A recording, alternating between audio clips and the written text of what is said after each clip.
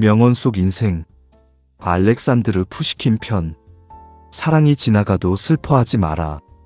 그것이 지나간 자리에 시가 남는다. 시작합니다. 구독과 좋아요는 영상 제작에 큰 힘이 됩니다.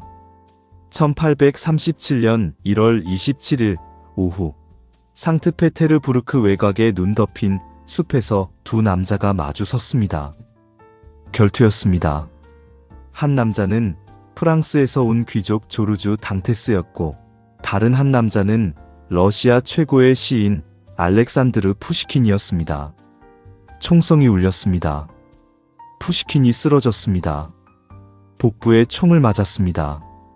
이틀 뒤 37살의 푸시킨은 세상을 떠났습니다. 러시아 전체가 울었습니다. 왜 그는 결투를 벌였을까요? 아내 나탈리아의 명예를 지키기 위해서였습니다. 당테스가 아내에게 집요하게 구애했고, 그 소문이 상트페테르부르크 사교계에 퍼졌습니다. 푸시킨은 그것을 참을 수 없었습니다. 푸시킨은 이런 말을 남겼습니다. 사랑이 지나가도 슬퍼하지 마라. 그것이 지나간 자리에 시가 남는다. 사랑을 가장 아름답게 쓴 시인이 사랑 때문에 죽었습니다. 오늘 그 이야기를 시작하겠습니다. 1799년 6월 6일 모스크바에서 알렉산드르 세르게예비치 푸시킨이 태어났습니다. 그의 혈통은 독특했는데 외증조 할아버지 아브람 페트로비치 한니발이 아프리카 출신의 노예로 러시아에 왔다가 표트르 대제의 총애를 받아 귀족이 된 인물이었습니다. 푸시킨은 이 아프리카 혈통을 자랑스러워했고, 자신의 외모, 특히 곱슬머리를 그 증거로 여겼습니다. 당시 러시아 귀족 사회에서 이 혈통이 때로 차별의 빌미가 됐지만 푸시킨은 당당했습니다. 어릴 때부터 책을 좋아했습니다. 아버지의 서재에 있는 프랑스 문학 작품들을 닥치는 대로 읽었고, 12살에 차르스코의 셀로 귀족 학교에 입학하면서 본격적으로 글을 쓰기 시작했습니다. 그 학교에서 가장 탁월한 학생 중 하나였습니다. 1817년 졸업 후 외무부에 취직했지만 그의 관심은 온통 시에 있었습니다. 자유를 노래하고 차르 체제를 비판하는 시들을 썼는데 이것이 결국 문제가 됩니다. 1820년 21살의 푸시킨은 남부 러시아로 유배됐습니다. 자유를 외친 시들이 정부의 눈밖에 났기 때문이었습니다. 하지만 이 유배가 오히려 푸시킨을 더 위대하게 만들었습니다. 카카스의 웅장한 자연, 크림반도의 풍광, 오데사의 활기찬 도시가 모두 시가 됐습니다. 유배 생활은 6년 동안 이어졌습니다. 남부의 키시네프와 오데사를 거쳐 1824년에는 어머니 고향인 미하일롭스코의 영지로 보내졌습니다. 모스크바와 상트페테르부르크에서 멀리 떨어진 시골이었습니다. 하지만 이 시골에서 푸시킨은 러시아 문학의 역사를 바꿀 작품들을 썼습니다. 운문소설 예부겐이, 오네긴이 이 시기에 시작됐습니다. 귀족 사회의 허위와 인간의 엇갈린 감정을 담은 이 작품은 지금도 러시아 문학의 최고봉 중 하나로 꼽힙니다. 1826년 새로운 차르 니콜라이 1세가 즉위하면서 푸시킨을 모스크바로 불러들였습니다. 차르가 직접 만나겠다고 한 것이었습니다. 니콜라이는 푸시킨에게 앞으로 쓰는 작품은 먼저 자신에게 보여달라고 했고, 푸시킨은 그 조건을 받아들이며 상트페테르부르크로 돌아왔습니다. 이 개인 검열관으로서의 차르라는 관계가 이후 푸시킨의 삶을 옥죄게 됩니다. 자유롭게 쓰고 싶지만 통제받는 상황이 계속됐고, 그 긴장 속에서도 놀라운 작품들이 쏟아졌습니다. 보리스 고두노프, 소트라지냐, 벨킨 이야기, 청동기사가 모두 이 시기의 작품들입니다. 1828년 29의 푸시킨은 모스크바의 한 무도회에서 16살의 소녀를 만났습니다. 나탈리아 니콜라예브나 곤차로바였습니다.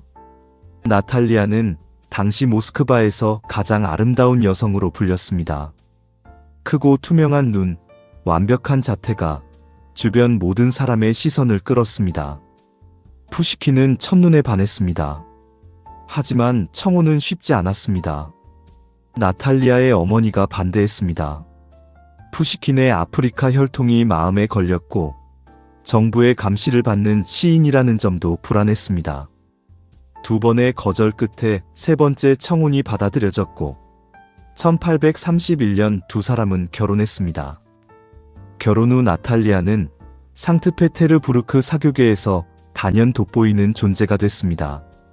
너무 아름다웠기 때문에 오히려 문제가 됐습니다. 차르 니콜라이 1세가 나탈리아에게 관심을 보였고 이를 빌미로 푸시킨을 궁정에 묶어두기 위해 시종보라는 하급 직위를 줬습니다. 나이 30을 넘긴 시인에게 궁정 시종이라는 직위는 굴욕이었습니다. 그러면서도 나탈리아를 향한 푸시킨의 사랑은 변하지 않았습니다. 편지에 이렇게 썼습니다. 나는 당신을 미칠 듯이 사랑합니다. 당신이 없으면 살 수 없을 것 같습니다. 1836년 무렵 조르주 당테스라는 프랑스 귀족이 상트페테르부르크 사교계에 등장했습니다. 러시아 군에 복무 중이었던 그는 외모가 뛰어났고 사교적이어서 금세 인기를 얻었습니다. 당테스는 나탈리아에게 집요하게 구애를 시작했습니다. 무도회에서 옆에 붙어 있고 편지를 보내고 공공장소에서 노골적으로 관심을 표현했습니다. 나탈리아가 이 구애를 받아들이지 않았지만 소문은 빠르게 퍼졌습니다. 1836년 11월 푸시킨에게 익명의 편지가 도착했습니다. 내용은 잔인했습니다.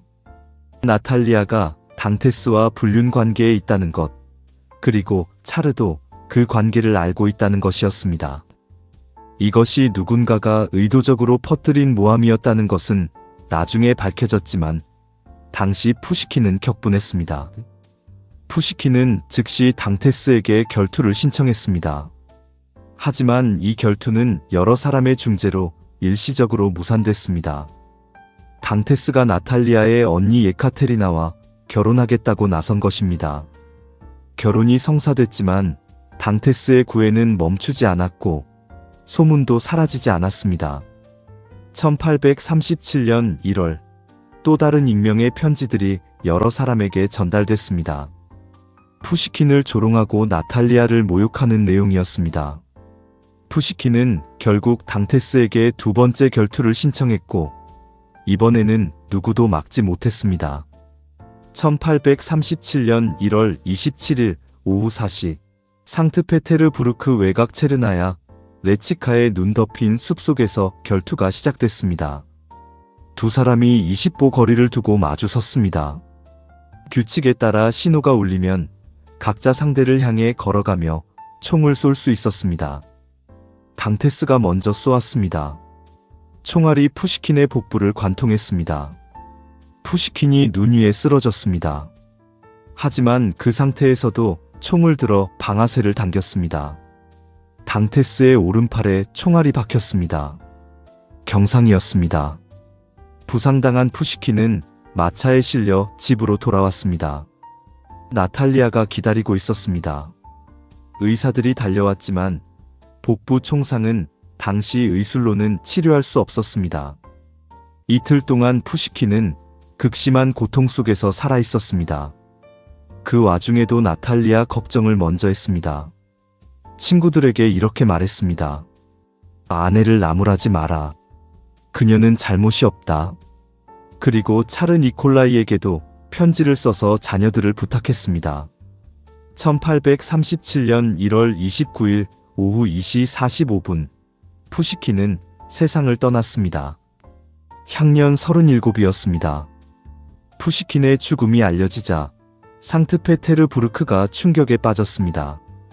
사람들이 그의 집 앞으로 몰려들었는데 마지막 작별을 고하려는 인파가 너무 많아 집 안팎이 가득 찼다고 전해집니다.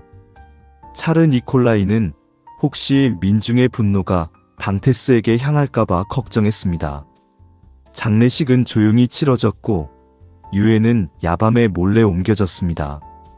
푸시킨의 영향력을 두려워한 정부의 결정이었습니다. 당시 22살의 청년 시인 미하일 레르몬토프는 시인의 죽음이라는 시를 써서 이 죽음을 러시아 사회에 고발했습니다. 시인이 죽었다, 명예의 노예로서. 이 시가 필사본으로 퍼지면서 레르몬토프도 결국 유배됩니다. 그러나 그 덕분에 러시아 사람들이 푸시킨의 죽음에 담긴 의미를 더 깊이 이해하게 됐습니다. 나탈리아는 이후 7년 동안 상복을 입으며 지냈습니다. 당테스는 러시아에서 추방됐고 프랑스로 돌아가 정치인이 됐습니다. 그 뒤로도 오래 살았습니다. 아내의 명예를 지키려다 죽은 시인과 그 시인을 죽이고 살아남은 남자가 맞이한 각자의 운명이었습니다. 알렉산드르 푸시킨은 이런 말을 남겼습니다. 사랑이 지나가도 슬퍼하지 마라. 그것이 지나간 자리에 시가 남는다. 이 말을 한 사람이 결국 사랑 때문에 목숨을 잃었습니다. 그러나 그 죽음이 남긴 것들을 생각해보면 푸시킨의 말이 틀리지 않았습니다. 그가 지나간 자리에 정말로 시가 남았습니다. 러시아어를 현대적으로 만든 사람이 푸시킨입니다. 마치 단테가 이탈리아어를, 셰익스피어가 영어를 만든 것처럼 푸시킨은 현대 러시아어의 기초를 놓았습니다. 지금도 러시아 사람들이 우리의 전부라고 부르는 이유입니다. 그리고 푸시킨은 이런 말도 남겼습니다. 나는 오래 살기를 원하지 않는다. 다만 충분히 살기를 원한다. 37회의 짧은 삶이었지만 그 삶이 200년 뒤에도 러시아 사람들의 가슴에 살아 있습니다. 또 이런 말도 있습니다. 인간에게는 두 가지 비극이 있다. 원하는 것을 얻지 못하는 것, 그리고 원하는 것을 얻는 것이다. 사랑을 얻었지만 그 사랑을 지키다가 죽은 사람이 남긴 말이라 더욱 깊게 들립니다. 푸시킨의 삶이 우리에게 주는 메시지는 이것입니다. 사랑했다면 그 사랑이 지나가도 무언가가 남는다는 것. 그리고 지키고 싶은 것이 있다면 끝까지 지키는 것이 인간다운 것이라는 것을 그는 자신의 삶으로 보여줬습니다. 푸시킨은 상트페테르부르크 인근 스비아토고르스크 수도원 묘지에 어머니 곁에 묻혔습니다. 그의 묘비에는 간단하게 이름과 생몰 연도만 새겨져 있습니다. 오늘날 러시아에서 푸시킨은 단순한 문학가가 아닙니다. 러시아어와 러시아 정신의 상징이고 학교에서 모든 아이들이 그의 시를 외웁니다. 상트페테르부르크에는 그의 이름을 딴 광장이 있고 동상이 있고 박물관이 있습니다. 오늘 이야기를 마치며 한 가지만 생각해 보셨으면 합니다. 푸시킨은 사랑이 지나간 자리에 시가 남는다고 했습니다. 우리 삶에서도 무언가가 지나간 자리에는 반드시 무언가가 남습니다. 그것이 슬픔일 수도 있고 기억일 수도 있고 때로는 그것이 우리를 만든 가장 깊은 것이 되기도 합니다. 사랑이 지나가도 슬퍼하지 마라. 그것이 지나간 자리에 시가 남는다. 오늘 영상이 마음에 남으셨다면 구독과 좋아요 부탁드립니다. 다음 영상에서 또 다른 인생 이야기로 찾아오겠습니다. 명언 속 인생, 다음 이야기에서 만나겠습니다. 감사합니다.